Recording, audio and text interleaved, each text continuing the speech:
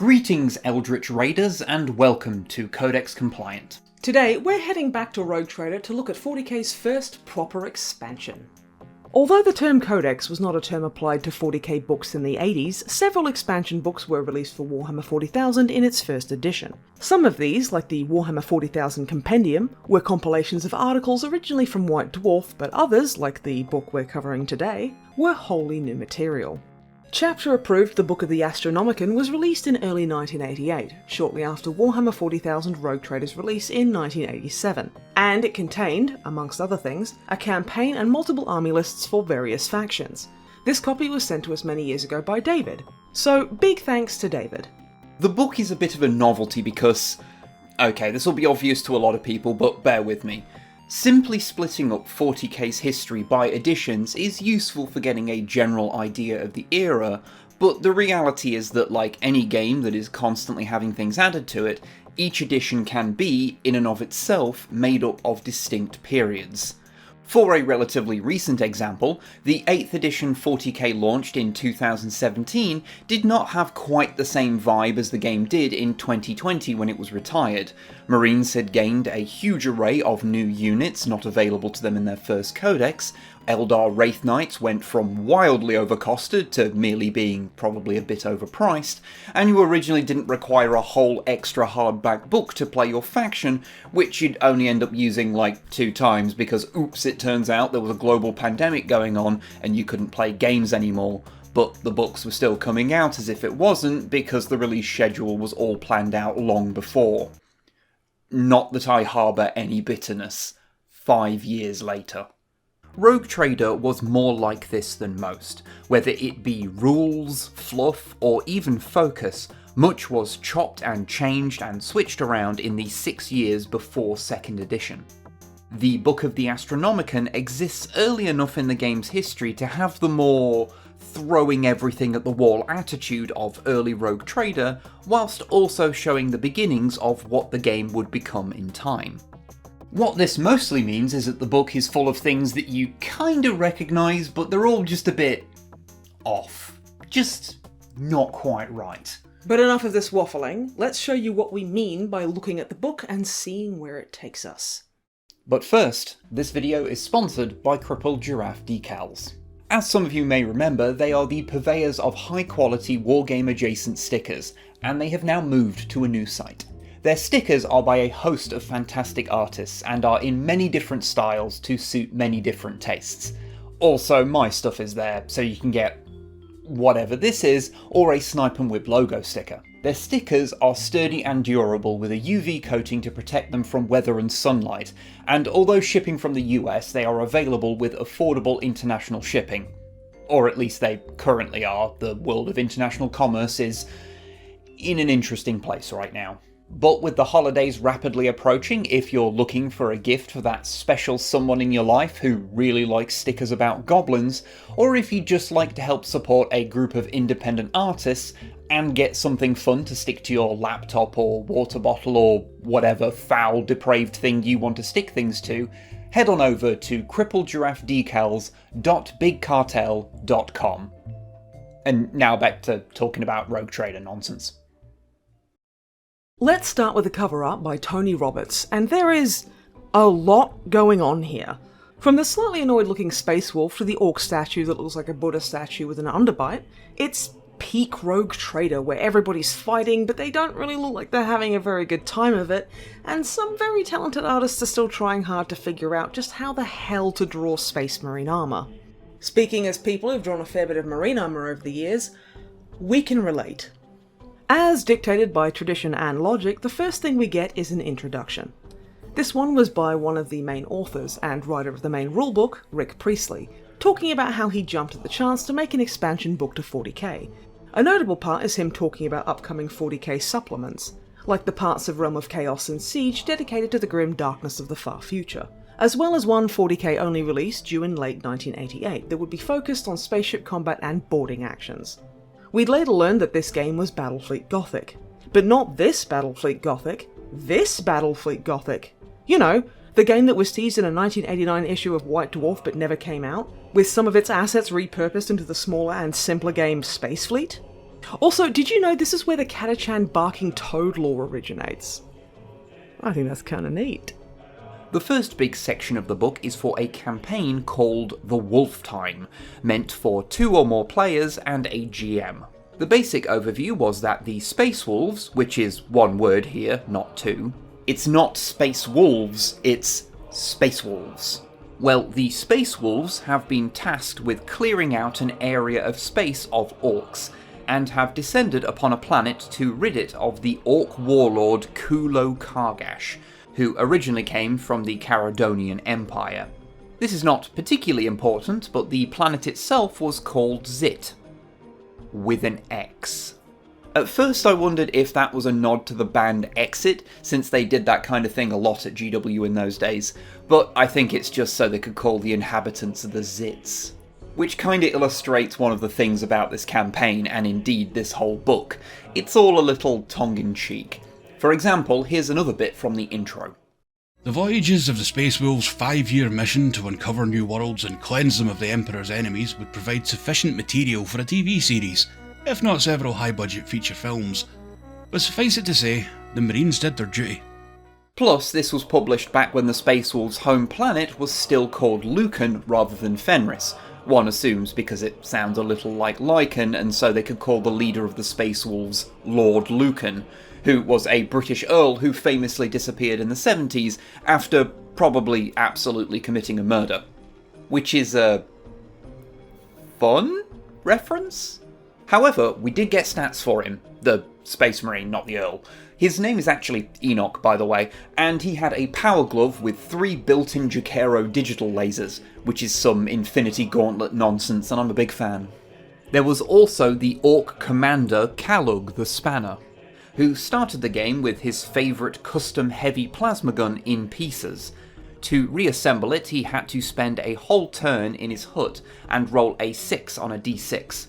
The gun's name was Sally, if you were wondering, which raises a lot of questions we don't have time for and would not get answers to anyway. Throughout the campaign, the Space Wolves had to try and destroy various generators to take away the power fields and lasers protecting Kulo's castle, with the Space Wolf forces split into 3 as the first 3 battles were supposed to happen simultaneously, assaulting different generators before they all joined up for the final assault. Oh, and just to prove our long-standing theory about GW reusing names to the point that it's hard to find names that haven't been used at least twice, possibly as the result of a wizard's curse, the island this all takes place on is called The Rock. Not to be confused with The Rock, the Dark Angel's Fortress Monastery. Wait, this map was drawn by H? The guy from Steps? They do explain the statue on the cover, however. It was originally a human statue to a local god, but was turned into a grinning orc by the invading orcs. We'll just ignore the fact that neither of the illustrations of the statue show it as actually grinning. The rest of the campaign section goes over the specific details for each battle, detailing conditions, the terrain required, that kind of thing. Scenario 2, for example, features a generator that is so poorly maintained that it could just explode, taking out anyone in or on the building, and possibly just anyone vaguely nearby. Although since this was in the days of 40k still having a real heavy RPG streak, only the GM and Orc players knew that this could happen. This was possible since the campaign was split up into different sections to be read by each participant, so each side knew things the other didn't. If the Marines managed to take out at least 2 of the 3 generators, they were able to assault Kulo's castle, which would take place underground, and you are helpfully given a full floor plan. Here, we finally got a good look at Kulo, and given his large size required a pair of suspensors to keep him mobile, we could only assume somebody had previously read Dune. I say as if 30 to 40% of the whole of early 40k wasn't just riffing on Dune. The rest is 2000 AD comics and living under Thatcherism. The final room of the castle contained Kulo, so obviously the goal for the Space Wolves was to battle their way through to get to him and slay him. There's also additional subplots the GM could add into the game if he wanted to mix things up, like having Groxers or the local human populace attack the castle once the power field is down, or having other orcs try to oust Kulo, represented by a separate player who is given control of the conspirators. I'm sure having another guy control some of the orcs wasn't suspicious at all. And there's even one where Kulo is being slowly poisoned by his cook and has the potential to just drop dead the moment that he exerts itself, which, although quite funny, I imagine would annoy the orc player somewhat and be kind of anticlimactic for everyone else. Pleasingly, throughout the campaign, and the entire book for that matter, there's a lot of old art on display. It's from a variety of artists, but it does really show off that it took a while before they really nailed down a consistent way to draw orcs. Walk softly and carry a big multi-melter. But to be fair, that's also true of the later books entirely dedicated to the orcs too. We also got a bunch of beaky art, which is always appreciated. This one's pulling the classic pretend to dab as a distraction to shoot your opponent in the dick with your finger gun pose, and this one's can of slurp was apparently very sour. But that's just what he's into, and I shall not shame him for that. Mostly out of fear. One fun detail from this section is that we got a brief little description of the Horus Heresy in a text box that states that the true events are known only to the Emperor, but one version of the legend has Horus turn a full third of the Imperium before the Emperor banished him to the Eye of Terror. So it's interesting to see that in this very early telling of the tale, Horus survived. On a related note, this campaign also contained another little text box with the last words of Commander Leman Russ, founder of the Space Wolves. Listen closely, brothers, for my life's breath is all but spent. There shall come a time far from now when our chapter itself is dying, even as I now am dying, and our foes shall gather to destroy us. Then, my children, I shall listen for your call from whatever realms of death hold me, and come I shall no matter what laws of life and death forbid. At the end, I will be there, for the final battle, for the wolf time. So that's kind of fun, how the prophesized return of Leman Russ at the wolf time of modern fluff predated the Space Wolves having their modern theming, the more mythical interpretation of the Primarchs, or them being called Primarchs at all. After the campaign, we get into the army lists, which take up most of the rest of the book. These were the first forays of 40k into more competitive balanced battles, which would, as you future space travellers from 2025 know, become the default way that 40k is played. The main rulebook from 1987 wasn't really super concerned with such things, as it was part of the GM's job to balance the games, so it didn't really have any proper army lists, and its point system was somewhat convoluted. So coming to the book of the Astronomican and just being able to buy a tactical squad for a set amount of points from a list was much less hassle. The first list is the White Scars. Again, one word. They're described as a good representation of a standard marine force, and partook in the destruction of High Fleet Behemoth in the year 745 of the current millennium, which sounds awfully like they're describing the Ultramarines and the Battle of Macragge respectively. Although, to be fair, a White Dwarf article from around the same time did establish the Ultras were also involved in the destruction of Behemoth. Multiple chapters can do the same thing, I guess. High fleets are big. Curiously, Behemoth is stated as being a servant of chaos, and that's not just flowery language, that's proper noun chaos right there, which is even more interesting as that makes this a really early reference to chaos in 40k. Even the Horus Heresy mention didn't bring up chaos, it just wasn't part of the fluff at the beginning. The White Scars are described as being a fleet-based chapter with a vast space barge headquarters called Constantius. They possess a special assault group unique to the White Scars called the Soul Drinkers, made up of the finest fighters of the chapter. Not to be confused with the entirely unrelated Soul Drinkers chapter, introduced much later. Although, just to add to the confusion, the White Scars Soul Drinkers, which we forgot to mention is once again one word, not two, had an icon that resembles that of the Lamenters, who wouldn't be a thing until later in 1988. They also had Cobra Squads, who are jump pack specialists, who painted radical snakes on their shoulder pads and helmets, the latter of which really remind me of a 1997 Jordan Formula 1 car. That one was for the people who appreciated our reference to the Renault Laguna touring car in our 3rd edition Necron Codex video. Codex compliant. Come for the old hammer, stay for the 90s motorsport illusions that show up about once every 5 years.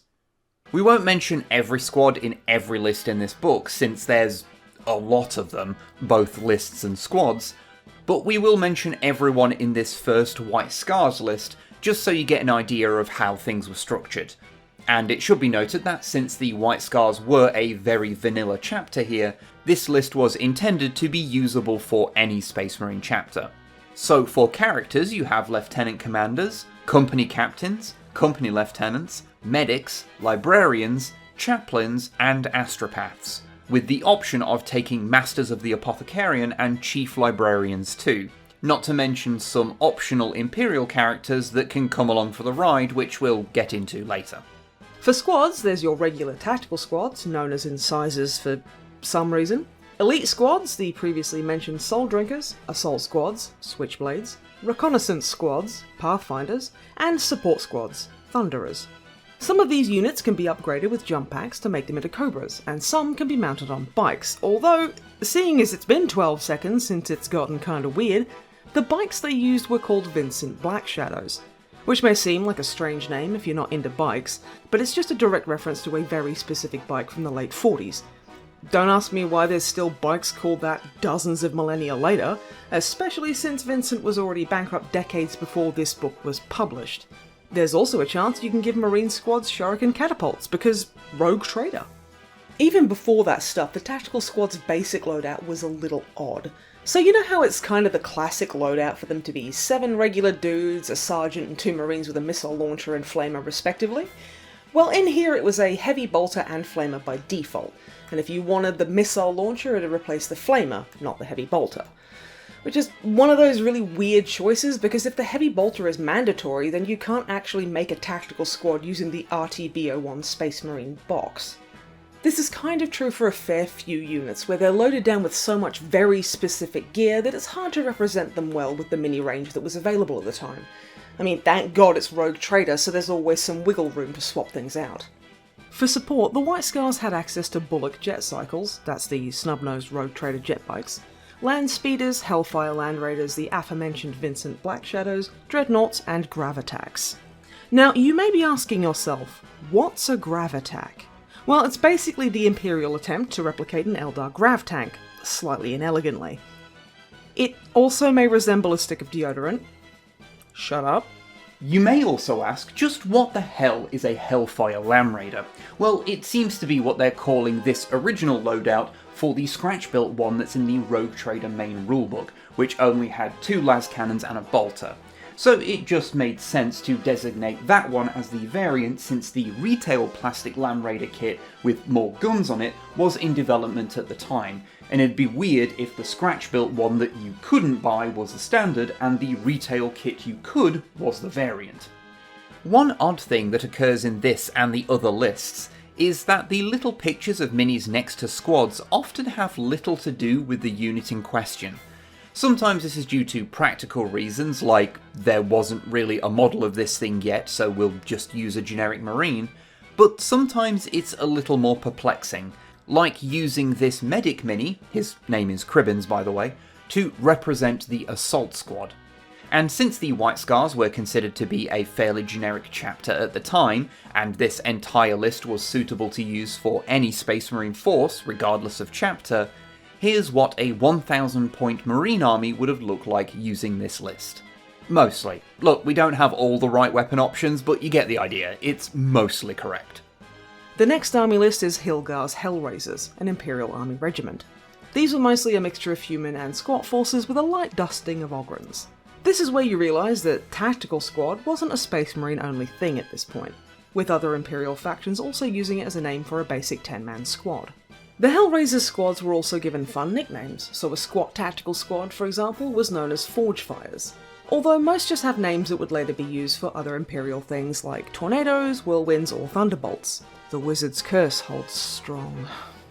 They also had access to some stuff you don't associate with the Imperial Army, /Guards, /Astra Militarum anymore, like bikes, land raiders, and land speeders.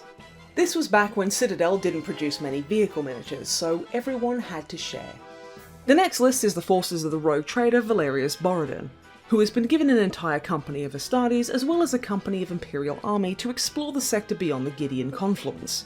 As such, this list is a bit of a mashup of the previous 2 lists, and although it's not stated which chapter or regiment the Marines or Army come from, there is the option to swap out the rogue trader for this guy, Joff Zuckerman. And he would be supported by a company of Ultramarines and an Arcadian regiment. Then we get Krangor's Buccaneers, the Claw Nebula Pirates. They belong to an up-and-coming pirate faction and are made up of humans, squats, and mercenary Eldar. This means you can have squats with a Land Raider and what your lying eyes will tell you is a Wraith Lord, but is actually an Eldar Dreadnought, thank you very much. We then get a couple of fully alien lists, the first being Lugub's Drop Legion, Lugub being the Orc captain who led the assault on Rinnsworld.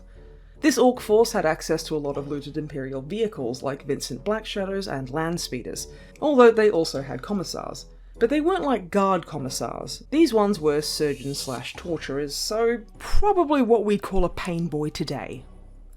So this came out in early 1988, and the Guard didn't get commissars until White Dwarf 108 much later in the year. That means that the original 40k commissars were orcs. Oh, that don't feel right. The last army list in here is the Eldritch Raiders, an Eldar pirate army. Their leader, who we get a nice illustration of, is no other than Uriel, who's one of those characters who's, you know, around. He got a bespoke mini that one time. One of the interesting things about his raiders were the names of the characters. Imperator, Malefactors, Probati, these are the most imperial sounding Eldar we've ever seen. They could also have Zote terror squads, who they hire on account of disliking basically every other race too much to actually hire their mercenaries. And yes, I did notice that they name-checked a Thopter. We've already established they've read Dune. Also, if Dr. Monkhouse was supposed to be Bob Monkhouse, I'm gonna be so mad. Next up was a selection of Imperial characters that some lists could take along with them, and these are pretty cool for a few reasons. Like how they have these remarkably characterful portraits by Ian Miller, or that they all have names that feel like they're either from that list of names from the 90s Japanese baseball game, or they're from one of those Swan Boy comics where it's just a huge page of characters. You can pick whichever niche reference you prefer there. Some highlights in the name department are Jakku Diehardis, Friar Yodus Mange, and Tarek Gortsucker. Gortsucker. You mean this Gort? Wonder what bit he sucked. These characters are all given a little write-up and, as Imperial characters are, of course, mostly weird little freaks. Corwin Quilp was a field notary, and so his job was just to record everything done and said on the battlefield to report to the Administratum. He is described as having the imagination of a filing cabinet and the pedantic attention to detail of a spaceship spotter. He's noted as being an ideal character for the GM to control, possibly since his main hobby seems to be getting into trouble, and so would be a good medium to annoy players with. Old Gortsucker was an assassin who enjoyed nothing more than frying people's brains before finishing them off. Potex Hitson was a rogue trader who was so easily bored that he jettisoned his original contingent of troops into space when he tired of their regimented uniformity. And Hernando Jerkantz, well, okay, he might have had webbed hands and feet, but he seemed like a pretty chill guy, honestly. Most of these guys were loaded down with war gear and weapons, including a remarkable amount of Jakero digital weapons. Although it is quite fun how the rogue trader Tyrell Destroyer Cathek just casually had 100 Space Marines and 200 Imperial Army troops in his war gear, along with a ship that carried basically everything. No, seriously, it literally had every piece of equipment possible. As you can imagine, the spread of points for these characters was pretty wild due to this kind of stuff, with the dull Corwin Quilp being the cheapest at only 23 points, and the most expensive being, and I just want you to be sitting down for this, although I guess it would be pretty weird if you were watching this standing up, the assassin Jakku Diehardis at a whopping 685 points, for just one guy. Characters could get real expensive in Rogue Trader. You could buy a couple of Space Marine tactical squads and a medic for that. However, there was more in this book than just fluff and crunch. Like a competition! More specifically, the Ultimate Force competition. To enter, you had to design an army list of your own in the same style of the ones in this book.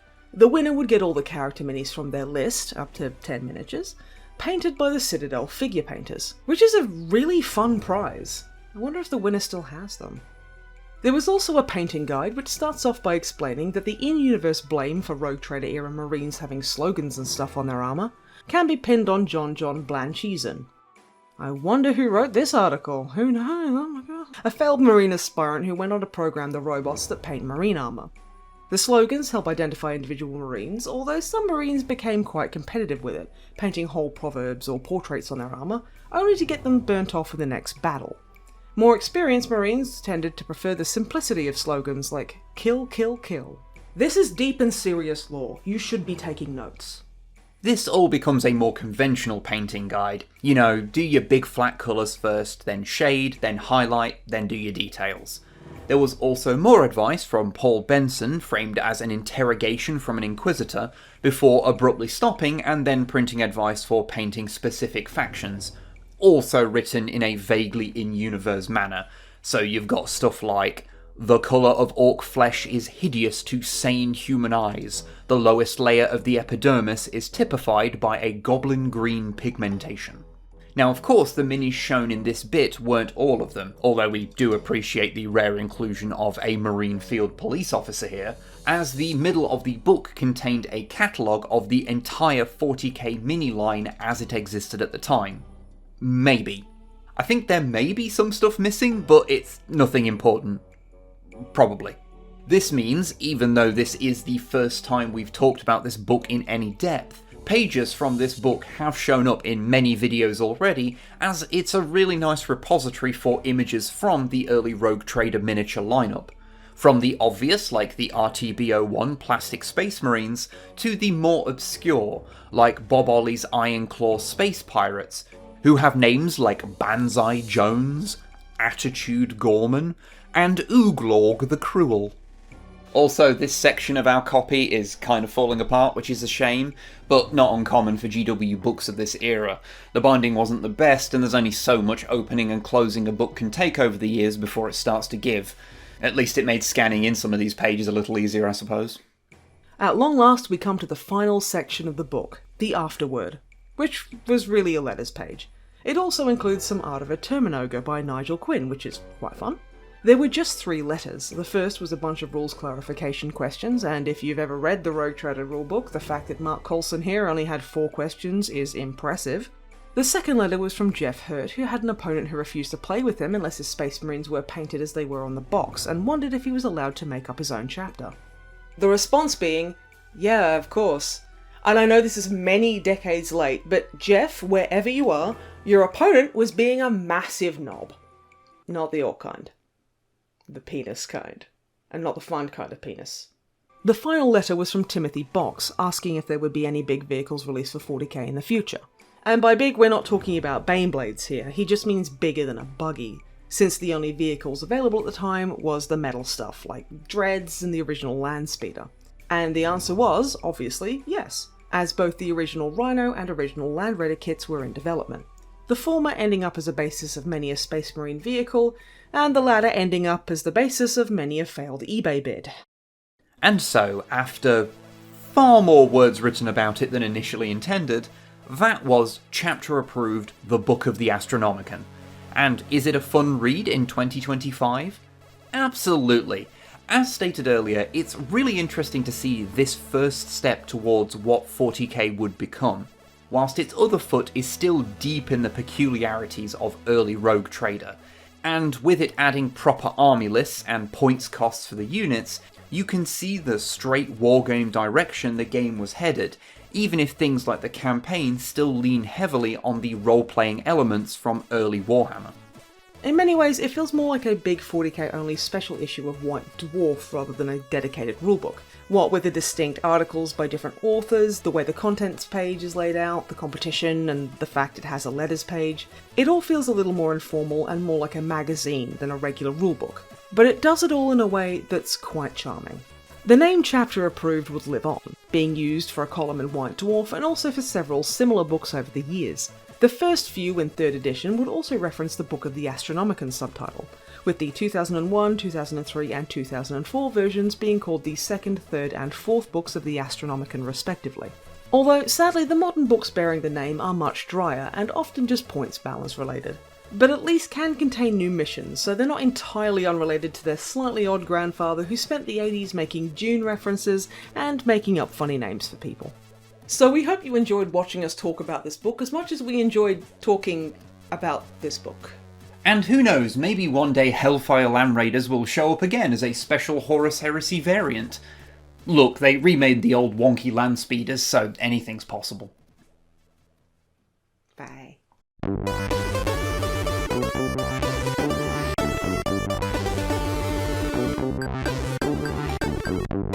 Thank you very much for watching. It was a long one for us, wasn't it? If you enjoyed it, please feed the algorithm with comments, likes and subs, and if you'd like to feed us personally, head on over to patreon.com/snipeandwib where you can do just that. Well, you can give us money that will turn into videos and food. You can't, like, spoon feed us in person. Could be an interesting Patreon tier, I suppose. Anyway, thank you to Crippled Giraffe for sponsoring this video, and thank you to Longfang for his voice work. The book can now enter retirement since after recording the bit where I mention how it's falling apart, well, the rigours of making a video with it have only made it worse. Entropy comes for us all. But, to leave you with a fun little extra fact, there is actually an orc named Gort in one of the bits of fluff for the campaign, so maybe we do actually have an answer as to what Gortsucker sucked.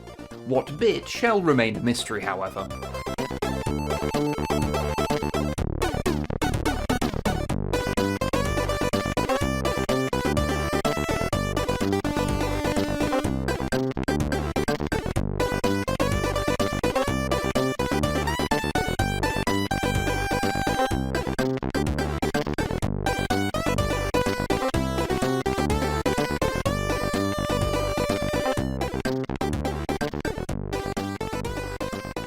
And Tarek Gortsucker. Sorry.